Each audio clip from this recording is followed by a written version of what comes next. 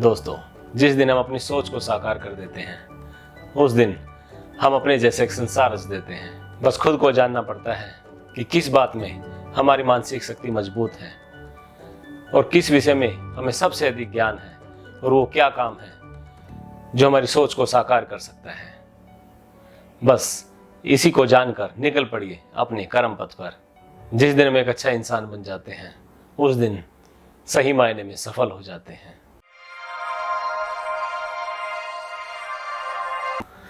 जय श्री कृष्णा दोस्तों, आपका स्वागत है हमारे चैनल लिव सक्सेस लाइफ पर। दोस्तों, जिस दिन हम अपनी सोच को साकार कर देते हैं उस दिन हम अपने जैसे एक संसार रच देते हैं। यही सच है। जिस दिन एक आम आदमी खास काम करके या कुछ बनकर दुनिया में अपनी पहचान बनाता है, संसार के सामने अपनी कामयाबी का उदाहरण पेश करता है, अपनी सोच और ज्ञान से संसार को एक नया एक्सपीरियंस देता है, तब वह एक मिसाल बन जाता है। और ऐसे बहुत से उदाहरण हैं हमारे सामने।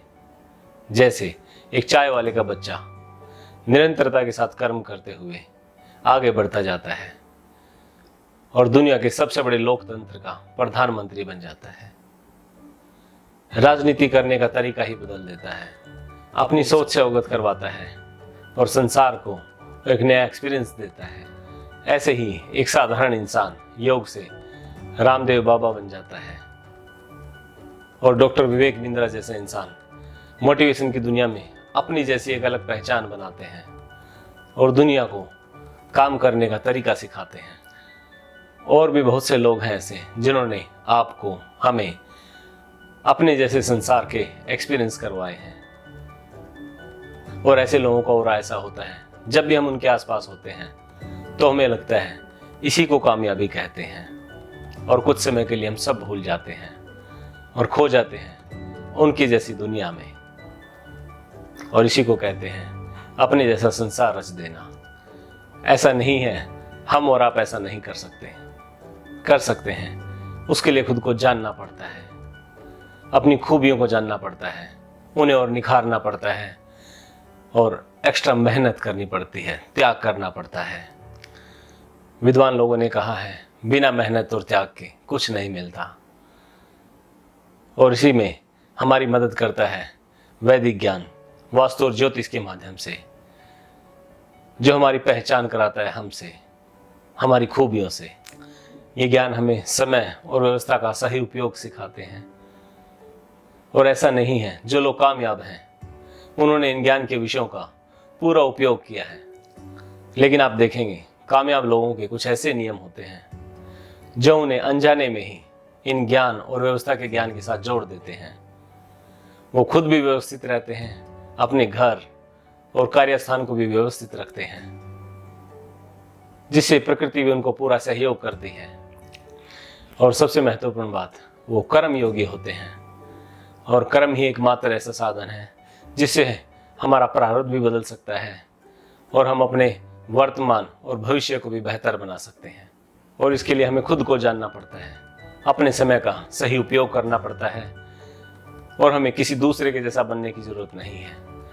बस खुद को जानना पड़ता है कि किस बात में हमारी मानसिक शक्ति मजबूत है और किस विषय में हमें सबसे अधिक ज्ञान है और वो क्या काम है जो हमारी सोच को साकार कर सकता है। बस इसी को जानकर निकल पड़िए अपने कर्म पथ पर और शुरू कीजिए अपना लक्ष्य रूपी यज्ञ और नित उसमें अपने कर्म रूपी आहुतियां डालते रहिए और आगे बढ़ते जाइए धीरे धीरे, क्योंकि एकदम कुछ नहीं होता। जिस तरह एक बिल्डिंग एक एक फ्लोर करके तैयार होती है और पूरी होने के बाद ही वो इमारत कहलाती है, उसी तरह हमारा यज्ञ भी उसी दिन पूरा होगा जिस दिन हम अपनी सोच और कर्म से अपने लक्ष्य को प्राप्त कर लेंगे।